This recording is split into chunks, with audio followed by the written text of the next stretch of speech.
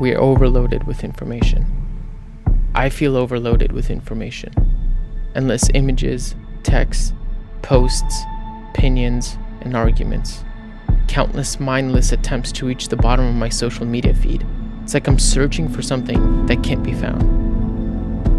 Instead of responding to information, I'm just caught in a loop to see, read, and hear more. The overwhelming amounts of characters, pixels, and taps are paralyzing me from responding to what is actually important. Instead of buckling down to act, I find it more alluring to sit and consume. I'm comfortable stuck listening uncomfortably. I'm lost in the noise of so many voices and have forgotten that there's a quiet one speaking from within. Seconds, minutes, and hours are lost ignoring the longing inside. It's moments when I'm disconnected among the still mountains, evading sunsets, and towering trees that I've returned in rhythm with creation. Although it feels like I've progressed with all these inventions and breakthroughs, yet there's so much more to be learned from nature.